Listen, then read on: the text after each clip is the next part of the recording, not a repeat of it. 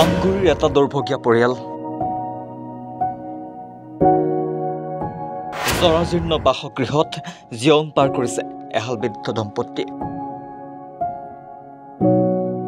এমুঠি অন্ন বস্ত্ৰৰ বাবে কৰিব লগা হৈছে হাহাকাৰ। দুই দম্পতিৰ জীৱন প্ৰণালী দেখিলে আপোনাৰ চকুলো বৈ আহিব।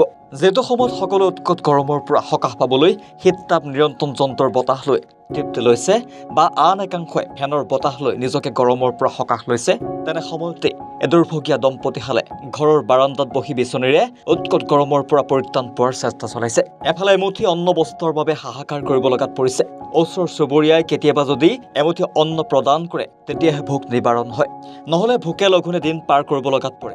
দুৰ্ভগীয়া দম্পতিহাল হৈছে কণ্ঠী গগৈ আৰু চেনেহী গগৈ। ঘৰ শিৱসাগৰ জিলাৰ আমগুৰিৰ বৰুৱা পুখুৰী পঞ্চায়তৰ অন্তৰ্গত খেজুৰিতল টিপমীয়া গাঁৱৰ। এই দম্পতিহালৰ চৌকা প্ৰায় নজ্বলেই, কাৰণ ৰান্ধিবলৈ নাথাকে একো সামগ্ৰী।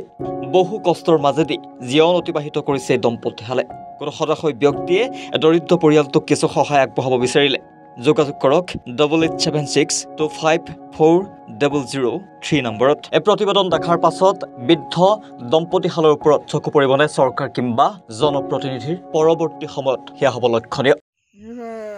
খাবলৈ বৰ অসুবিধা, পানীৰ প্ৰয়োজন হ'ব পৰা নাই। গৰমত বাহিৰত বহি থাকোঁ,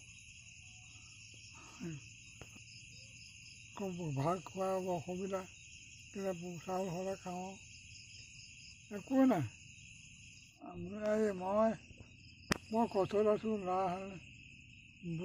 বৰষুণত তিতি খাবলৈ মানে মোৰ ল'ৰাটোৱে আৰু মানুহজনীয়ে বহি থাকোঁ। খাবলৈ কেতিয়াবা হয়, কেতিয়াবা নহয়। ঘৰত ফেন নাই, হেৰি নাই। মই গৰমত বিচনী মাৰি বাহিৰত বহি থাকোঁ। বহুত কষ্ট চলি আছোঁ।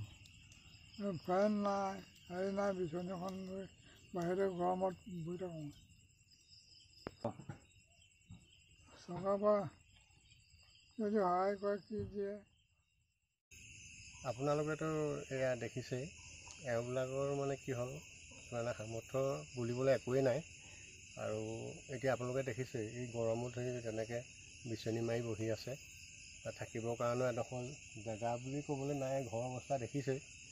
আৰু গতিকে লৈ এই গৰমত মানে কাৰেণ্টটো এতিয়া বৰ্তমান নাই বাৰু। কাৰেণ্ট থাকিলেও তেওঁলোকৰ এখন ফেন নাই।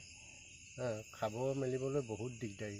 আমি ওচৰ চুবুৰীয়া মানুহে কোনোবাই কিবা কিবি দি সহায় কৰোঁ। আৰু এই ধৰণে আজিকালি জানো এনেকুৱা ধৰণৰ মানুহ, বহুত দুখীয়া মানুহ, মানে আজিকালি যুগত এনেকুৱা ইমান দুখীয়া মানুহ নাই আৰু, কিন্তু এওঁবিলাকৰ সামৰ্থ্যটো একেবাৰে বেয়া। কোনোবাই যদি সদায় এওঁবিলাকৰ কাৰণে অকণমান মৰম কৰি কিবা এটা সহায় কৰিব বিচাৰে, আমি বহুত আনন্দিত হ'ম। এয়ে আপোনালোকক জনাইছোঁ। গৌৰীসাগৰৰ পৰা ছাদ্দাম আলীৰ প্ৰতিবেদন, জজ দ্য ৰিয়েলিটি।